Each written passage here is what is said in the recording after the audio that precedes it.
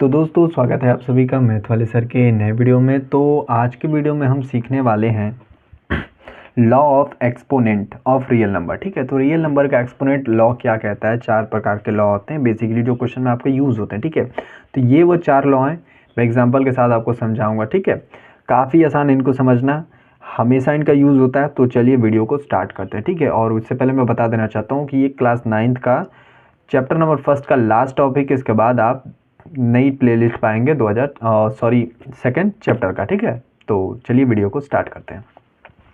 देखिए, सबसे पहले ये कह रहा है कि ए की पावर एन डॉट का मतलब गुणा होता है ए की पावर एन डॉट ए की power N is equal to A की पावर एम प्लस एन। इसका मतलब क्या है, देखो मान लीजिए कि कहीं आपको क्वेश्चन दे दिया गया, ठीक है, और क्वेश्चन में कह रहा है कि 2 के पावर में 3 है, ठीक, डॉट फिर 2 के पावर में 4 है, इसकी वैल्यू बताओ। तो आप क्या करोगे, यहाँ पर ए क्या है, सेम है, देखो ए यहाँ पर भी सेम है, वैल्यू सेम नीचे वाली होनी चाहिए। ठीक है, तो यहाँ पर क्या आएगा, 2 पहले लिखना, फिर m प्लस एन, मतलब m और n दोनों पावर को ऐड कर दो, 3 प्लस 4, और ये हो गया 2 के पावर 7 आंसर। ठीक, तो ये है आपका पहला लॉग एक्सपोनेंट का। ठीक है, आई होप आपको समझ में आया होगा। सेकंड देखते हैं। सेकंड कह रहा है कि अगर a की पावर में m है, ठीक, और ब्रैकेट के बाहर n भी है, तो उसका ब्रैकेट हटाने के बाद a की पावर mn हो जाता है। इसका मतलब क्या, देखो अब यही वाला एग्जांपल ले लेते हैं।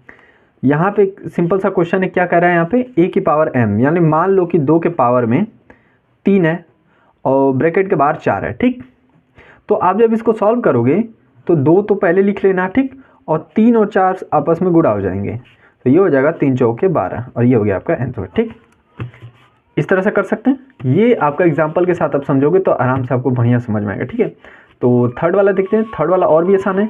यहाँ पे एक कंडीशन जुड़ी है, इस बात का हमेशा ध्यान रखना, हमेशा ध्यान रखना ये कंडीशन। ठीक है, अब ये क्या है भी मैं बताऊँगा। देखो a के पावर m है, मतलब a कोई भी संख्या हो सकती है, उसके पावर में m का मतलब कोई भी पावर हो सकता है, 2 4 5 6 कुछ भी हो सकता है। और फिर a का जो ये ऊपर संख्या a है ना, वही संख्या नीचे भी होनी चाहिए। अभी एग्जांपल्स बताऊंगा। ठीक है, फिर n जो है, इसका मतलब ये है कि m और n आपस में सेम नहीं होंगे, अलग अलग नंबर होंगे। ठीक है, तभी एक कंडीशन लाई होगा। तो आप इसमें क्या करोगे, a के पावर m माइनस n कर दोगे। ठीक है, तो आपस में पावर इनमें घट जाता है जब ये डिवाइड में होंगे। तो ठीक है, अभी मैं बताऊंगा, यहाँ पे इस कंडीशन को समझ लो। लेकिन एक कंडीशन ये है कि जो ऊपर वाला पावर होगा ना, वो इससे क्या होना चाहिए, बड़ा होना चाहिए। ठीक है, तभी इस कंडीशन को अप्लाई करोगे। ऐसा नहीं है कि 2 a की जगह पे 2 है और पावर में आपका क्या है 1 है, तो आप इसको लाई कर दोगे, नहीं करोगे। क्यों, क्योंकि m जो है आपका 2a से बड़ा होना चाहिए। m is greater than always 2 होगा, तभी ये कंडीशन लाई होगा, वरना नहीं होगा। ठीक है, तो इसका एग्जाम्पल देख लेते हैं। एग्जाम्पल काफ़ी आसान है इसका।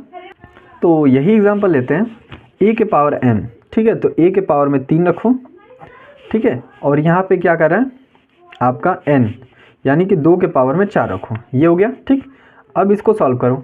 तो हाँ, ये हमारा रूल कहता है कि a, यानी कि a क्या है, यहाँ पे 2 है ना, तो 2 लिखो पहले, और m माइनस n मतलब 3 माइनस 4 कर दो। ठीक है, 4 है। चलो अब इसको सॉल्व कर लो, तो इसकी वैल्यू क्या आएगी, 2 के पावर माइनस 1 आएगी। ठीक, तो इस प्रकार से इसको सॉल्व करते हैं। ठीक है, तो आई होप आपको समझ में आया होगा। ये दोनों पावर m और n जहाँ पे हैं उनको ला के आपस में माइनस कर देता हूँ, ये लग जाता है। कंडीशन मैंने बताया, ये वाला कंडीशन याद रखना। ठीक है, मतलब ये कि ये वाला ऊपर वाला पावर जो है ना, इससे ज़्यादा नहीं होना चाहिए, ज़्यादा होना चाहिए। ठीक है, तभी ये लाई होगा।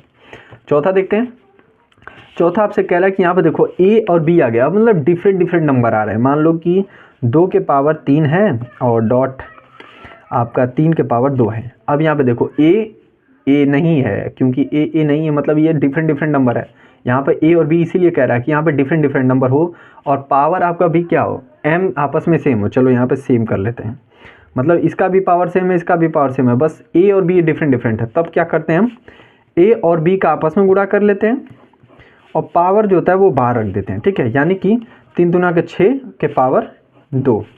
ठीक, ये हो गया आपका आंसर। तो आई होप आपको समझ में आएगा कि लॉ ऑफ एक्सपोनेंट्स कैसे यूज़ करते हैं रियल नंबर में। तो मिलते हैं अगले वीडियो में, तब तक के लिए पढ़ते रहिए।